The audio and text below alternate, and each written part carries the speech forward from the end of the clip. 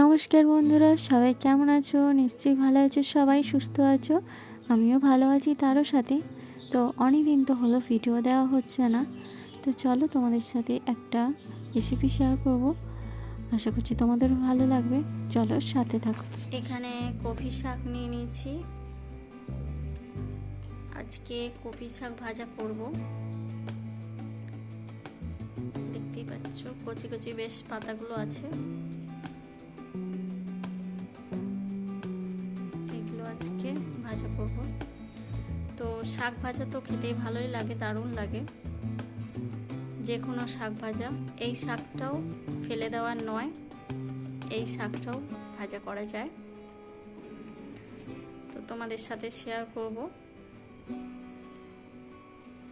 যে কপি পাতাও ভাজা করা যায়। কি সুন্দর শাক ভাজা, তো গরম গরম ভাতে দারুণ লাগে খেতে। চলো কেটে নিই ভালো করে, ছোট্ট ছোট্ট করে কুচি করব। তো চলো সাথে থাকো, দেখতে থাকো, আশা করছি তোমাদের ভালো লাগবে দেখতে। এই শাক ভাজা খেতে কিন্তু দারুণ লাগে। তো আমি কেমন করে ভাজছি সেটাই শেয়ার করবো। চলো সাথে থাকো, আমি কেটে রেডি করব। শাকগুলো রেডি হয়ে গেছে, কেটে নিয়েছি।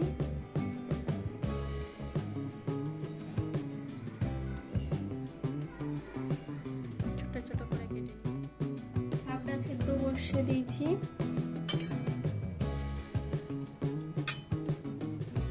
আর একটু নুন দিয়ে দেবো, দিয়ে ভালো করে একটু হালকা করে সেদ্ধ, ভালো করে একটু সেদ্ধ করে নেবো হালকা।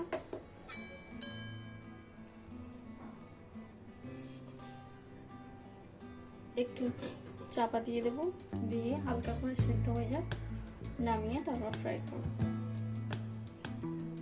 তো ফুলকপির পাতাটা একটু শক্ত, তো তার জন্য হালকা সেদ্ধ করে নেব। চলো আবার ফিরে আসছি। শাকটা আমার সেদ্ধ হয়ে গেছে, আমি দেখতে পাচ্ছ। এবার নামিয়ে নেব। আমি একটু নুন দিয়েছিলাম আর একটু খাবার সোডা দিয়েছিলাম যাতে ভালো করে সেদ্ধ হয়। তো এবার নামিয়ে ফিরে আসছি। শাকটা ফ্রাই করব। এবার পরিমাণ মতো তেল নিয়ে নিচ্ছি। এখানে দুটো শুকনো লঙ্কা দেব, তোমাদের পরিমাণ মতো ঝাল দেবে। দিয়ে দিলাম।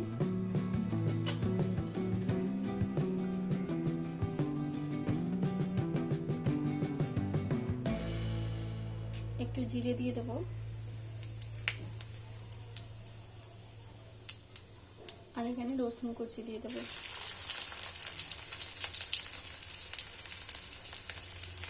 হালকা ভাজা ভাজা করবো।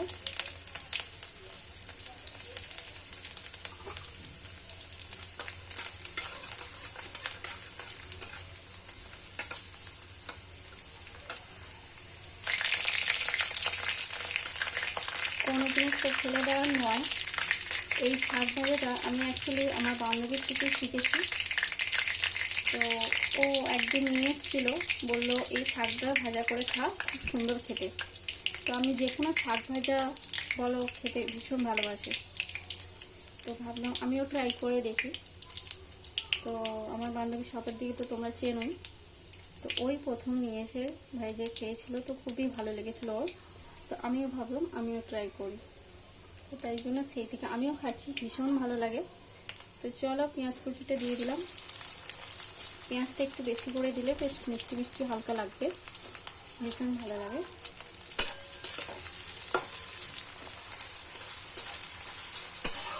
পেঁয়াজটা হালকা ভাজা ভাজা করবো।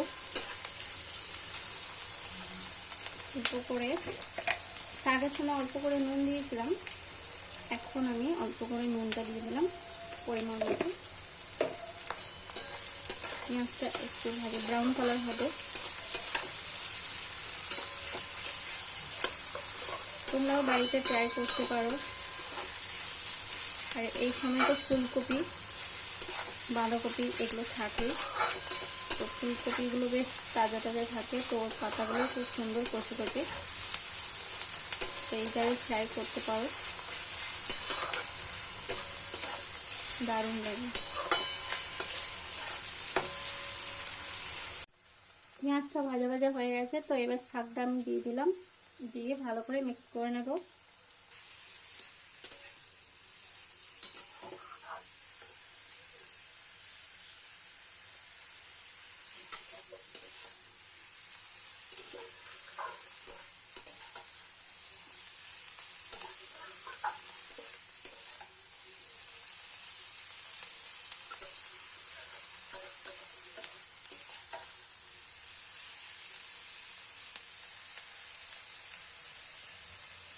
শাকটা প্রায় ফ্রাই হয়ে গেছে, তোমরা দেখতেই পাচ্ছ।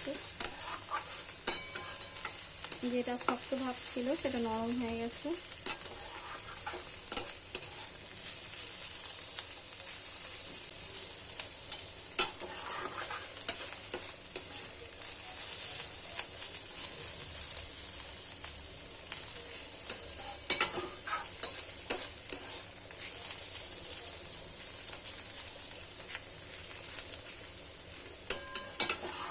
রেডি হয়ে গেছে, চলো তোমাদের সাথে শেয়ার করি প্লেটে রেডি করে। আমার শাক ভাজা রেডি হয়ে গেছে, দেখতেই পাচ্ছ। গরম গরম ভাতের সাথে একদম দারুণ। শাক ভাজাটা কিন্তু দারুণ লাগে খেতে, আর এই শীতের সময় তোমরাও ট্রাই করো এইরকম কপি পাতা দিয়ে শাক ভাজা। তো আমরা তো ফেলেই দিই, কিন্তু ওই পাতাটা এত সুন্দর খেতে লাগে যে সেটা ধারণার বাইরে। তোমরাও একবার ট্রাই করো বাড়িতে এইরকমভাবে।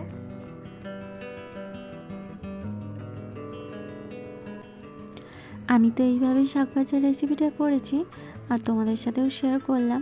তোমাদের কেমন লেগেছে একটু লাইক কমেন্টস করে জানিও। আর আজকের ভিডিওটা আমি এখানেই শেষ করছি। আবারও দেখা হবে কোনো ভিডিওতে।